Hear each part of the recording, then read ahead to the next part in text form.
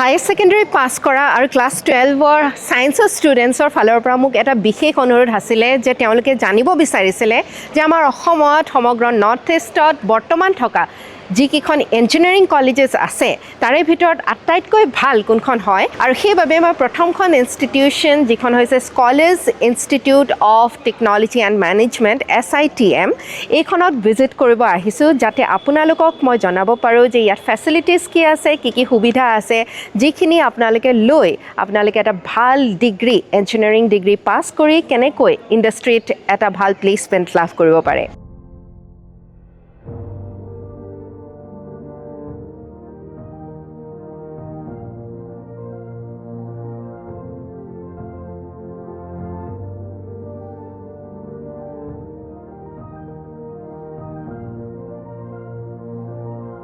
SITMত বৰ্তমান পঢ়ি থকা ছাত্ৰ ছাত্ৰীসকলৰ পৰা জানো আহক যে তেওঁলোকৰ অভিজ্ঞতা কেনেকুৱা আৰু কিয় SITM তেওঁলোকে চুজ কৰিছে কি নাম হয় তোমাৰ মোৰ নাম Bilkis Farhana hello' ma'am hello' তুমি SITMত এতিয়া কোনটো ছেমিষ্টাৰত আছা কোনটো ব্ৰাঞ্চত আছা মই 4th ছেমিষ্টাৰ চিভিল হয় চিভিলত হয় আচ্ছা তুমি SITM কিয় চুজ কৰিলা যেতিয়া তুমি মানে ক্লাছ 12 পাছ কৰিছিলা বহুকেইখন কলেজেছটো আছে কিন্তু তুমি এইখনে কিয় বাছি ল'লা মানে যোনবিলাক মানে চিনিয়ৰ্ছ আছিলে বা মানে লগৰবিলাক আছিলে সিহঁতৰ পৰা সুধিছিলোঁ মানে কলেজৰ মানে একাডেমিক্স ফিল্ডটো ভাল হয় বুলি আৰু লাইক প্ৰেক্টিকেল স্কিলছখিনি ইয়াত বহুত ইম্পৰ্টেঞ্চ দিয়ে তো তাৰপিছত যেতিয়া এডমিশ্যন ল'ব আহিলোঁ তো মানে তেতিয়া মানে এনভাইৰনমেণ্টখিনি চাইও ভাল লাগিলে মানে এটা পিচফুল মানে এটা আছে তো মানে এটা পঢ়া শুনাৰ কাৰণে একচুৱেলি মানে এনেকুৱা এনভাইৰনমেণ্টটো থকাৰ কাৰণে মানে বেষ্ট হয় যে মানে য'ত আমি ভালকৈ মানে পঢ়িব পাৰোঁ মানে এটা পিচফুল মাইণ্ড থাকে আৰু স্পৰ্টছ মানে এইবিলাকো হৈয়ে থাকে আৰু আপোনাৰ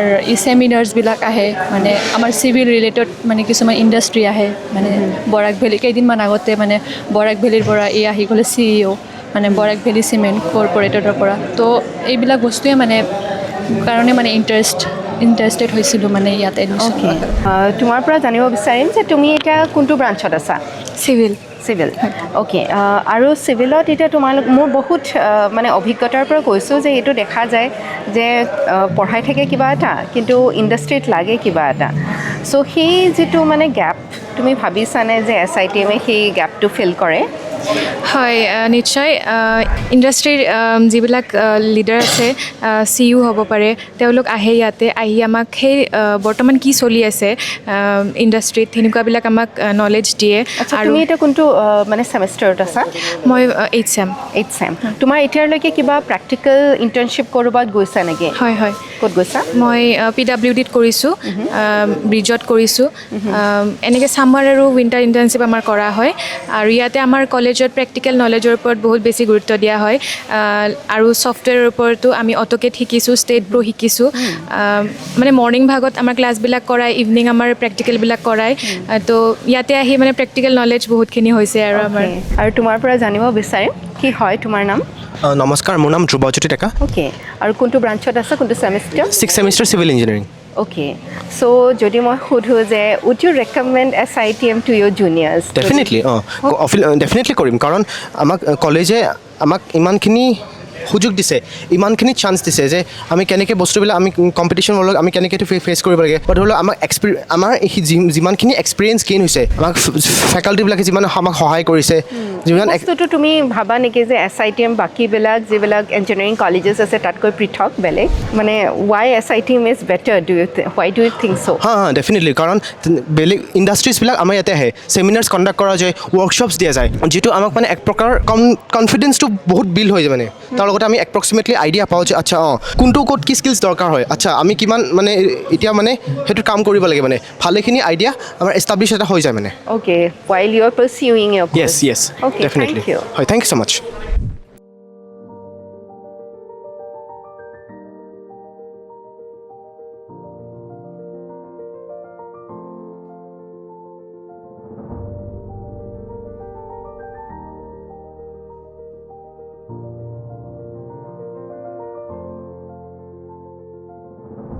এতিয়া আমি আছোঁ SITMৰ ডিৰেক্টৰৰ ওচৰত আৰু ডিৰেক্টৰ বাইদেউৰ পৰা আমি জানিব বিচাৰিম যে SITMৰ এই যিটো থট যে আমাৰ অসমত এনেকুৱা এখন ইঞ্জিনিয়াৰিং কলেজ হ'ব লাগে তেওঁ কেনেকৈ চিন্তা কৰিলে চ' বাইদেউ আপুনি যদি জনাব বিচাৰে বা জনাব পাৰে যে কেনেকৈ এই থটটো আপোনাৰ মাইণ্ডত আহিলে যে এনেকুৱা এখন ইনষ্টিটিউট আমাৰ অসমত বা আমাৰ নৰ্থ ইষ্টৰ প্ৰয়োজন আছে বুলি।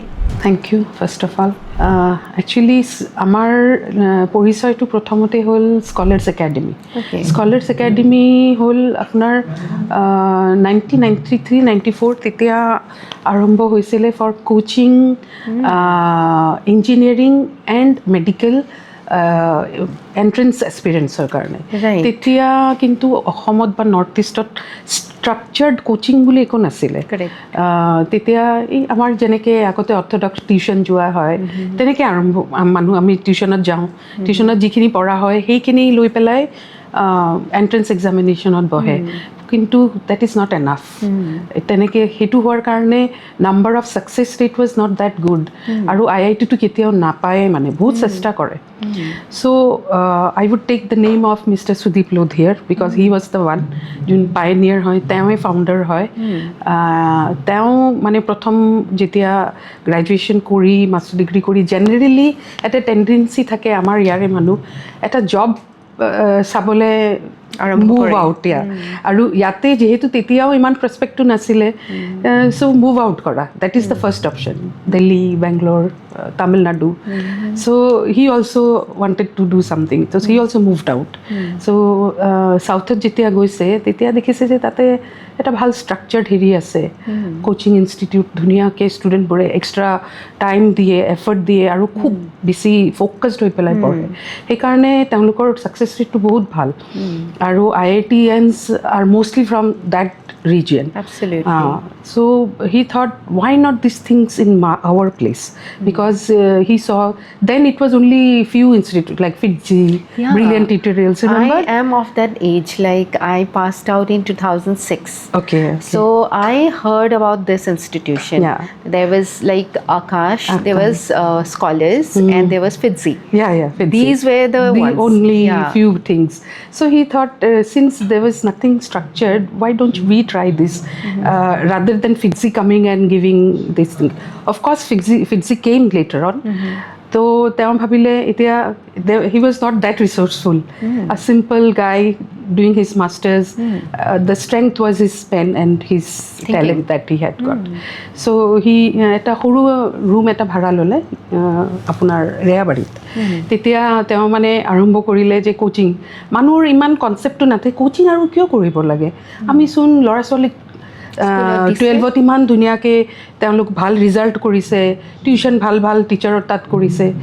চ' তেতিয়া কৈছে নালাগে, এনেকৈ যি পাৰিব আৰু কোচিং চচিং আৰু কিয় কৰিব লাগে, এক্সট্ৰা এফৰ্ট দিব লাগে বুলি তেতিয়াও ইমান ভাবা নাই, because higher secondary and an entrance examination is totally two different spheres that you also' understand.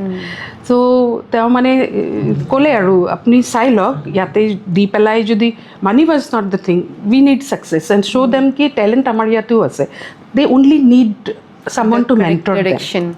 That direction. So we started with 14 students, I remember. So 14 students, people said, okay, ওচৰৰ পাছৰতে আছিলে। চ' তেওঁলোকে ক'লে ঠিক আছে, আপুনি যদি ইমান ইনচিষ্ট কৰিছে কৰি চাওক। চ' that way he started. And then the next year, you won't imagine, 11 people got in IITs out of that batch, you know. Out of 14, that was quite huge. Very huge number. And that made, even the students were so focused. He also used to teach them dedicatedly, day, night. Time was not the thing. They think, sir, we want to come now. You come over. Because that was the thing people Mr. needed. Lode was a master's in which subjects? He was, you will be surprised, he was master's in zoology. But he was equally good in physics and chemistry. Still now, there are lots of alumni, doctors and engineers, thousands of them, they take him like he was the best teacher in physics. That was the thing. Anyway, so that's how things came running. People started trusting, and a time came when people used to go to migrate to South India. That was the trend. Because then. The number of colleges here in Northeast was only AC, JC, that's all. Because private universities and engineering college came on much later. So students, তেতিয়া কি হয়, পাছ কৰে যায় কিন্তু ভাল seat নাপায়, ভাল হেৰি নাপায়, য'ত ভাল চিট পায় হিউজ কেপিটেশ্যন ফি দিব লাগে তেতিয়া। I remember my batchmates paying up to 10 lakhs 15 lakhs rupees for that one seat. সেই সময়ত সেইটোৱে ট্ৰেণ্ড আছিলে যে বেংগলোৰ যাব লাগে, চেন্নাই যাব লাগে, সেইটোৱে। চ' that was the thing, but not all of them were that good enough to pay so much of money. Because not only the tuition fees, it was also about accommodation, stay, the pocket money, all of that. Everything.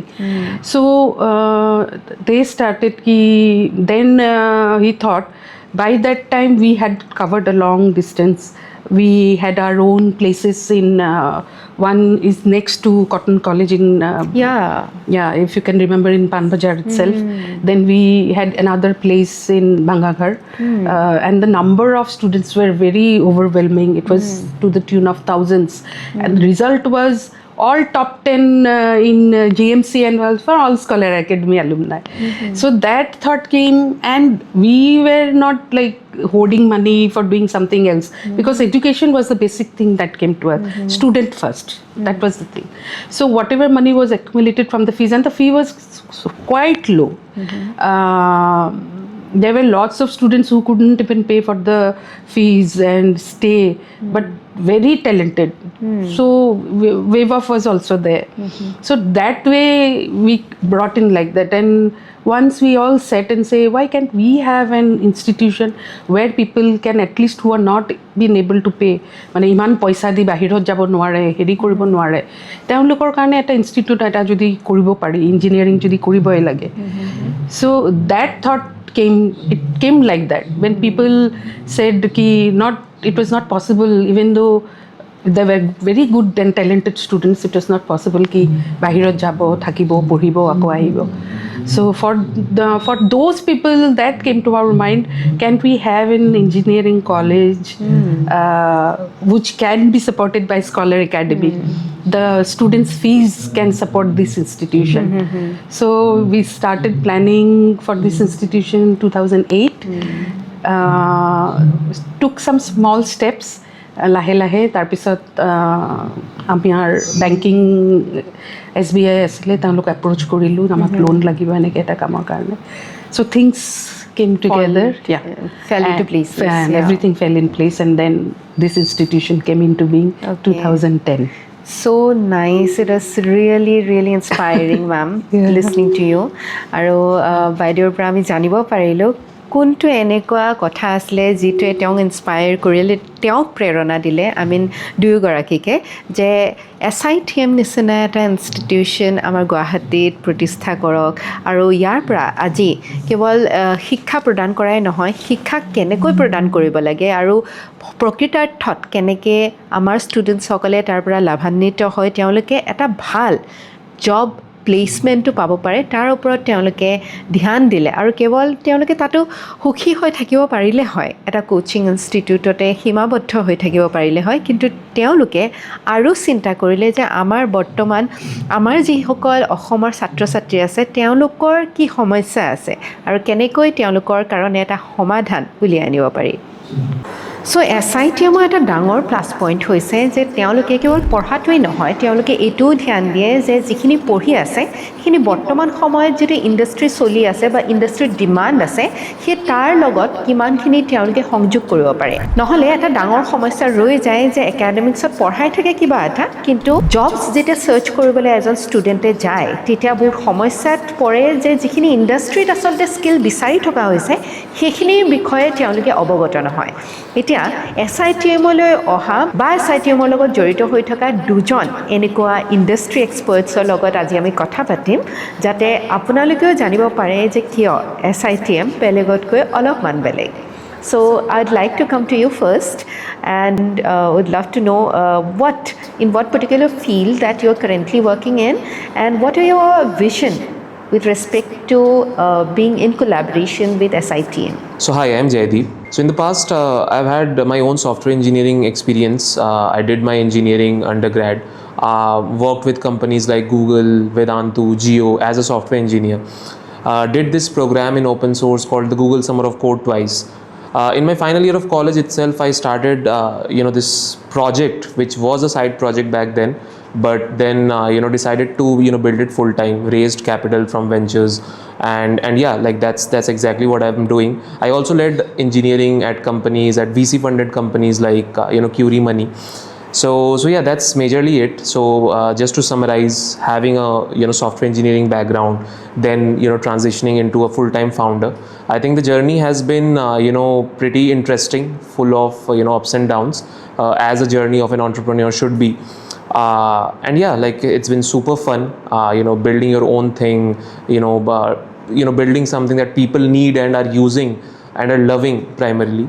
So yeah, it's been a super cool and interesting journey. Yeah, so I've been recently associating with SITM, and I just love their vision, what they are trying to build here in Northeast, to be very specific. If I was a school student, and I would be confused if I am taking that decision of which college to choose, right? Because you see all these AI platforms now in the market, right? Like people are talking about ChatGPT, people are talking about Gemini, people are talking about Claude. So it's a situation where people are afraid. People don't know in which direction to go, probably don't know what's the right decision. I think that's where SITM has taken a bold decision where they are super bullish on AI, right? They are bringing industry mentors who are helping the students to learn what is actually being required in the industry right now, right? So it's not just about using ChatGPT in your daily days by like probably just doing prompt engineering, but also how you can integrate it with your development life cycle, right? So if you're a software engineer, or if you're a aspiring software engineer, you want to become a software engineer someday, how you can use AI in your daily lives, right? In probably making things much more faster, right? However you're doing, how you can make things much more efficiently, effectively, right? So teaching those critical things, because trust me, like the basics of using ChatGPT, probably your friend will teach that. But being a software engineer or being a core computer science student is much more than that, right? And that's where I feel in the tech field, if you are looking for a college where there's some vision behind it, which thinks of the future and is making students future ready, I think that's what SITM is. And basically thrilled to be part of this organization, and sort of looking forward how I can help the students to sort of take it forward. So yeah. কিমান সুন্দৰ এটা কথা ক'লে যে AI কেৱল ব্যৱহাৰ কৰা, consume কৰাই নহয়, AI পিছফালে যিখিনি কথা আছে, এজন কম্পিউটাৰ ছায়েন্স ইঞ্জিনিয়াৰে কি কি কাম কৰিব পাৰে, সেইখিনি বস্তু তেওঁলোকে এতিয়া নৰ্থ ইষ্টলৈ লৈ আহিছে। এতিয়া আমি নেক্সটজন ইণ্ডাষ্ট্ৰি এক্সপাৰ্টৰ ওচৰলৈ যাম আৰু তেওঁৰ পৰা জানিব বিচাৰিম যে তেওঁ কি ভিজন লৈ পেলাই বৰ্তমান কাম কৰি আছে আৰু SITMৰ লগত তেওঁ কেনেধৰণে জড়িত হৈ আছে। So' coming to you, I would like to know briefly about you, and also what is the vision that you're currently working with, and why did you choose to associate with SITM? I'm Parth Agrawal. I'm a software dev at Ocean Friends. It's a healthcare startup in USA, and we are working on revolutionizing the pediatric therapy space.